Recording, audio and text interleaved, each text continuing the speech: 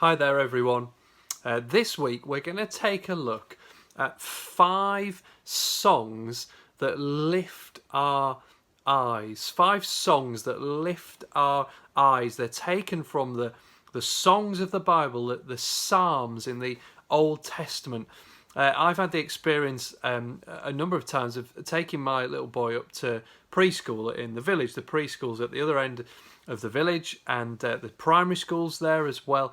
And the way it works is there's this kind of lane, and most people from the village have to go along this lane to get to the primary school or the preschool. So as you walk along, more and more people join in this kind of crowd that are moving towards dropping their kids off at school or preschool. People are kind of joining from all these different lanes and coming out of their houses and gardens and joining this crowd that's heading to school.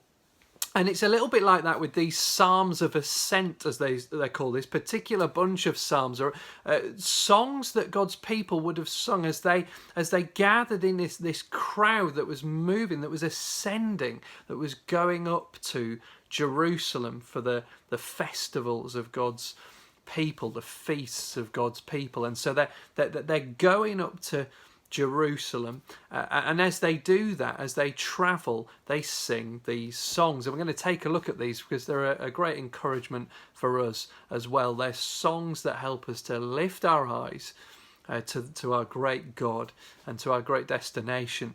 We're going to begin with Psalm 120, and this is how it goes.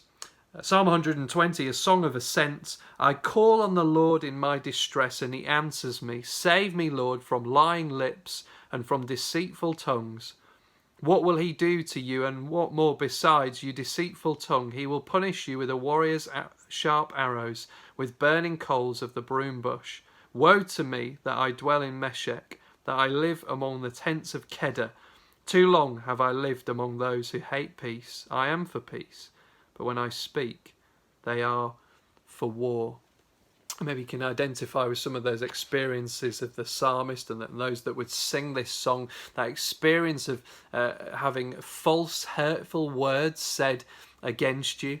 And that experience that describes, use those strange words, Meshech and Kedar, it's an experience of being far away from the destination, of being in these far-flung places, these places of nomads, of wandering people. It's the experience of being a resident alien, of being far from true home. And of course, for a Christian, that is our experience. We're aliens and strangers in this world, as we're told in 1 Peter in the New Testament. We're out of joint with where we are. And because we're heading somewhere else, we've got a destination that we're going to. And in the midst of all of that, the psalmist, the first verse, I call on the Lord in my distress, and he answers me. He's distressed, and what does he do? Well, he turns that distress, those different distressing experiences, into a call to God, into a prayer. Have you done that today? Sometimes we get overwhelmed with our experiences and situations. Have you turned your distressing experiences into prayer to God? Why not do that now?